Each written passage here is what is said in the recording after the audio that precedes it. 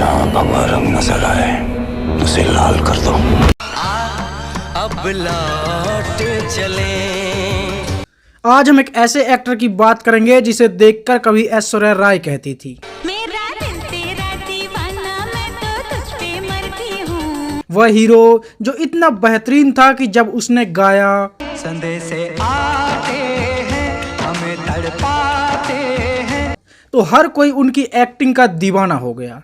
90 के दशक में एक ही दो फिल्मों से वो हर किसी का फेवरेट बन चुका था और जिसकी एक्टिंग देखकर खुद शाहरुख खान कहते हैं, I really appreciate your acting here and this is honest truth.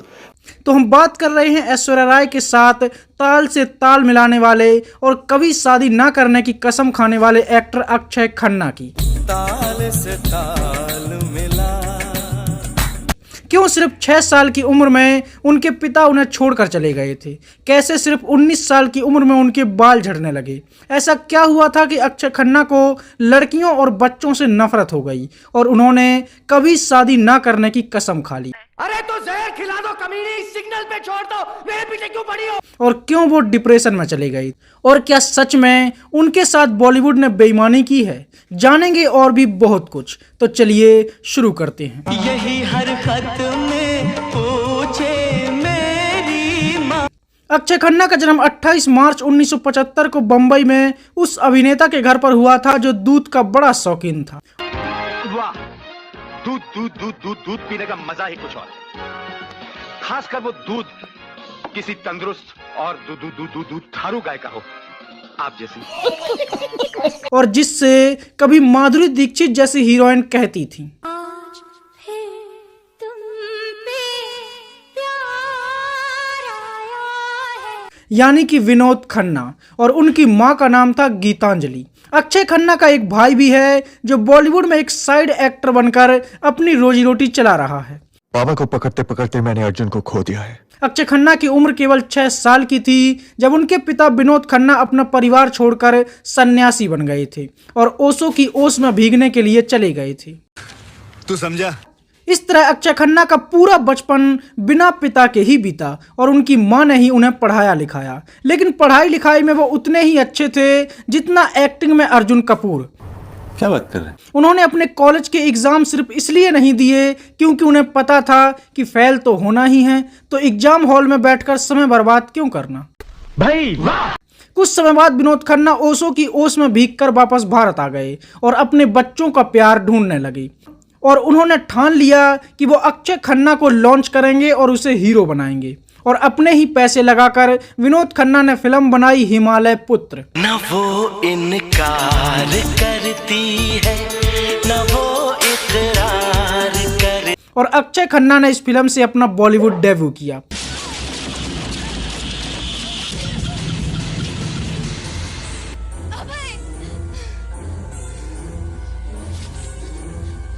Film में किसी और ने तो अक्षय खन्ना की एक्टिंग की तारीफ नहीं की तो विनोद खन्ना खुद ही करने लगे।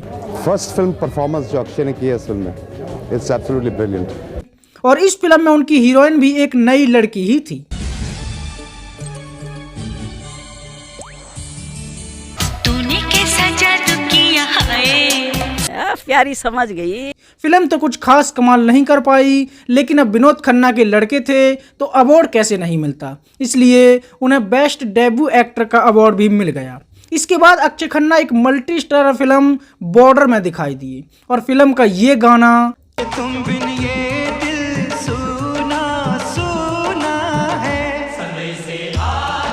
तो आज भी हर किसी का फेवरेट है। और बॉर्डर फिल्म की जितनी तारीफ की जाए वो कम है। फिल्म में उनकी हीरोइन थी पूजा भट्ट। हमें जब से मोहब्बत हो गई है। और फिल्म में अक्षय खन्ना ने बेहतरीन काम किया और उन्हें बेस्ट एक्टर का फिल्म फेयर अवार्ड भी मिला। अक्षय खन्ना। इसके बाद उनकी फिल्म आई मोहब्बत, जिसमें माधुरी दीक्षित उनसे कह रही थी,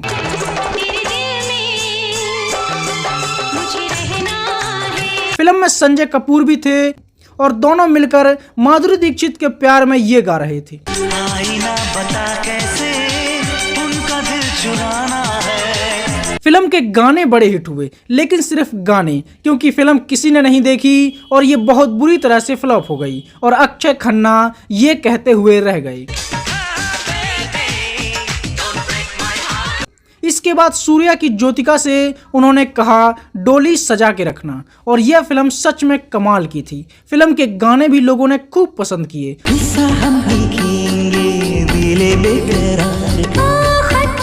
और अक्षय खन्ना की एक्टिंग इस फिल्म में भी गजब की थी। इसके बाद उन्होंने उर्मिला मातोंडकर से कहा तुझे देने को मेरे पास कुछ नहीं। इस फिल्म में बाबू भैया भी थे और रिमोट से लहंगा उठाने वाले भोजपुरी एक्टर रवि किशन ने भी इस फिल्म में काम किया। फिल्म का नाम था कुदरत और इस फिल्म में भी अक्षय खन्ना ने बेहतरीन काम किया। अब चाहे आप मुझे गोली मार दीजिए या मेरी जान ले लीजिए। मैं तो तेरे को हरामी समझता था, तू तो राम निकला, देव मानुस निकला। हालांकि फिल्म फिर भी फ्लॉप हो गई। इसके बाद उन्होंने ऐश्वर्या के साथ मिलकर कहा अब लौट चले। और ये गाना तो इतना बड़ा हिट हुआ कि आज भी लोग इसे 2025 में कौन सुन रहा है बोलकर कंपटीशन करके सुनते हैं। यह फिल्म भी बेहतरीन थी और फिल्म के गाने भी एवरग्रीन गानों की लिस्ट में शामिल हो गए। फिल्म में ऐश्वर्या राय अक्षय खन्ना के प्यार में पागल होकर ये कह रही थी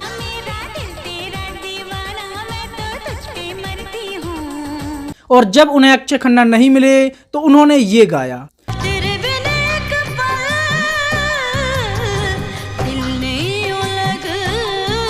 और इसे सुनकर भी लोग दिल टूटे आशिकों की जनगणना करने लगते हैं। इसके बाद एक बार फिर से अक्षय खन्ना ने ऐश्वर्या राय को पहाड़ों में बारिश में भीगकर ये गाते हुए सुना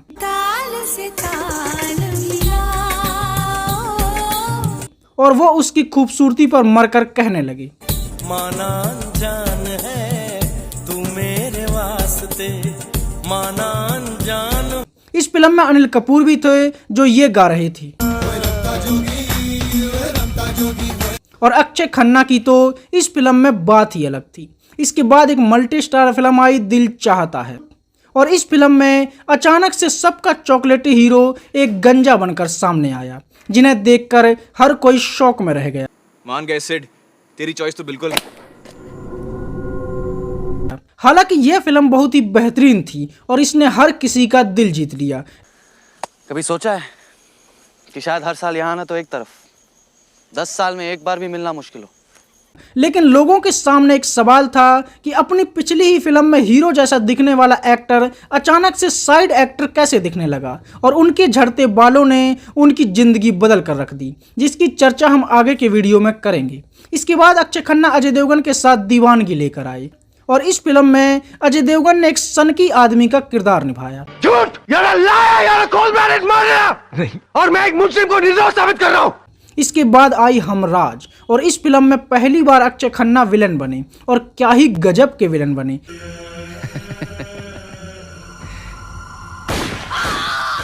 फिल्म में हीरो थे लॉर्ड बॉबी। इसके बाद हिंदुस्तान का बॉर्डर आई जिसमें दूसरी बार मेला का शंकर भी दिखाई दिया। कोसों मीलों से भी लंबी दिल भर तेरी जुदाई याद आती है। लेकिन यह फिल्म भी बहुत बुरी तरह से फ्लॉप हुई। इसके बाद LOC कारगिल में अक्षय खन्ना एक बार फिर से फौजी बने। इसके बाद आई हंगामा जिसमें पहली बार अक्षय खन्ना ने सीरियस एक्टिंग छोड़कर कॉमेडी की। बड़े घर की औरत की इज्जत से खेलता है, वो भी तिवारी खानदान की। मारो साले को। अरे ओए हेलो कहाँ जा रहे हो? अरे इसको कौन लेके जाएगा? और इस फिल्म में उनकी कॉमेडी को भी खूब पसंद किया गया। लेकिन डाका कहाँ डाला बेटे? इसी घर में पापा, वो जो गांव की जमीन बेचकर आपने पैसे इकट्ठे किए थे ना, उसी में से। इसके बाद वो एक और मल्टी स्टार फिल्म दीवार में दिखाई दिए जिसमें विवाह की पूनम कुछ ऐसे दिखी। हुई मैं दीवानी पिया बाबरी। और इस फिल्म का ये गाना छोड़कर किसी ने कुछ भी याद नहीं रखा। इसके बाद अक्षय खन्ना ने करीना कपूर के साथ मिलकर हलचल मचाई और इस फिल्म में भी उनकी कॉमेडी को लोगों ने खूब पसंद किया। रफ्ता रफ्ता हौले हौले दिल को चुराया तुमने, दिल को तो पता भी। इसके बाद शादी से पहले 36 चाइना टाउन, आपकी खातिर, सलाम इश्क और नकाब जैसी फिल्मों में अक्षय खन्ना दिखाई दिए। लेकिन अब वो फिल्म के हीरो नहीं बल्कि एक सपोर्टिंग एक्टर बन चुके थे और लोगों ने उन्हें हीरो मानना ही बंद कर दिया था। 2007 में एक film I, Gandhi was my father, और इस फिल्म में अक्षय खन्ना ने महात्मा गांधी के बड़े बेटे हीरा लाल का किरदार निभाया। ये सब महात्मा गांधी जिंदाबाद, आपकी ये जय जयकार सिर्फ मेरी बा की वजह से है। हमारे साथ आओगे बेटा? नहीं। और सच में इस फिल्म में अक्षय खन्ना ने जो एक्टिंग की उसे देखकर ऐसे लगता है कि वो जितने बेहतरीन एक्टर हैं उनकी किस्मत उतनी ही खराब रही है। इस फिल्म के लिए उन्हें बेस्ट एक्टर का इंटरनेशनल अवार्ड मिला था। 2008 में वो सैफ अली खान के साथ रेस में दिखाई दिए और इस फिल्म में भी उनकी एक्टिंग की हर किसी ने तारीफ की। इसके बाद एक और कॉमेडी फिल्म मेरे बाप पहले आप में उन्होंने हंसी के ठहाके लगाए। बता कौन है तेरे पीछे, बोल। मेरे पीछे गौरव, मेरे पीछे मन्नू है। क्या हुआ? इसके बाद शॉर्टकट में अरशद वारसी के साथ भी कॉमेडी की, फिर अजय देवगन के साथ सीबीआई बनी और अपना आक्रोश दिखाया। लेकिन ना तो इस सीबीआई को फिल्म में कोई सीरियस ले रहा था और ना ही लोगों ने उन्हें सीरियस लिया। इसके बाद नो प्रॉब्लम में हीरे को लेकर भी उन्होंने खूब धमाल मचाया। भाई साहब कर क्या रहे हैं आप? मर रहा हूँ, दिखाई नहीं दे रहा है, सुसाइड कर रहा हूँ। 30 मार खान में वो अक्षय कुमार के साथ दिखाई दिए, लेकिन यह फिल्म इतनी बुरी थी कि लोगों ने ना तो अक्षय कुमार को देखा और ना ही अक्षय खन्ना को, और सिर्फ शीला की जवानी देखी। इसके बाद एक और कॉमेडी फिल्म वो लेकर आए। फिल्म का नाम था गली गली चोर है, गली गली चोर है। इस फिल्म में भी उन्होंने कॉमेडी से लोगों का दिल जीतने की कोशिश की। अरे वो जिसके हाथ में हथकड़ी और पोंद अपनी तरफ करके खड़ा हुआ है ना, लेकिन वो जीत नहीं पाए और अब अक्षय खन्ना को ऐसा फील होने लगा कि फिल्मों में उनके लिए कुछ नहीं बचा है। जो कुछ अच्छे रोल हैं वो उन्हें मिल नहीं रहे हैं और जो फिल्में उन्हें मिलती हैं वो उन्हें जबरदस्ती करनी पड़ रही हैं। और कुछ लोगों ने उन्हें ऐसे टारगेट किया कि उन्होंने बॉलीवुड से दूरी ही बना ली और लगभग 4 साल तक किसी भी फिल्म में काम नहीं किया। इसके बाद 2016 में उन्होंने एक बार फिर से कमबैक किया और वो जॉन अब्राहम और वरुण धवन की डिशुम में विलन बने। वागा नाम है मेरा, क्योंकि ना हूं मैं हिंदुस्तान का ना पाकिस्तान का। इसके बाद श्रीदेवी की मॉम में उन्होंने काम किया, फिर इत्तेफाक में सिद्धार्थ मल्होत्रा और सोनाक्षी सिन्हा के साथ नजर आए। इस फिल्म में उन्होंने एक पुलिस वाला बनकर ऐसी इन्वेस्टिगेशन की कि वो दृश्यम तक पहुंच गए। 2019 में अक्षय खन्ना की 2 फिल्में आईं। पहली थी द एक्सीडेंटल प्राइम मिनिस्टर, जिसमें उन्होंने मनमोहन सिंह के एडवाइजर का किरदार निभाया, और दूसरी थी सेक्शन 375। और इस फिल्म में अक्षय खन्ना का काम सच में बेहतरीन था। Woman using as a weapon the very law that was made to protect हर।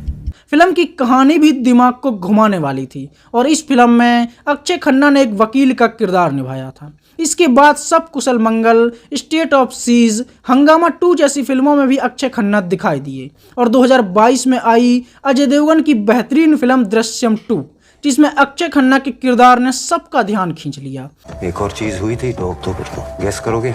हालांकि अपने दिमाग के घोड़े दौड़ाकर जमीन फाड़ इन्वेस्टिगेशन करने के बाद भी वो अजय देवगन को पकड़ नहीं पाए, वो अलग बात है। 2025 में विक्की कौशल की छावा में भी अक्षय खन्ना दिखाई दे रहे हैं। पूरे खानदान की लाश पर खड़े होकर हमने ये ताज पहना था।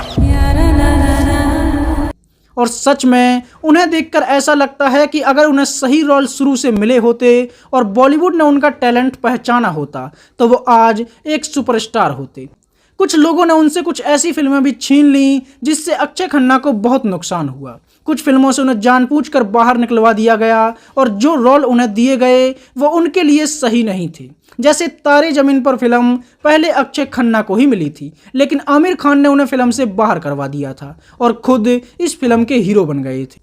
ये तो लेटेस्ट न्यूज़ है। अब हम बात करते हैं अक्षय खन्ना की पर्सनल लाइफ की। अक्षय खन्ना ने ऐश्वर्या राय के साथ कई फिल्मों में काम किया और ऐश्वर्या उनसे कहने लगी थी, कैसी मुलाकात है, मैं किस खुमार में हूँ। वहीं अक्षय खन्ना ने उनके साथ ताल से ताल मिलाया और दोनों एक दूसरे से कहने लगे, यही है प्यार, यही है प्यार, यही है प्यार।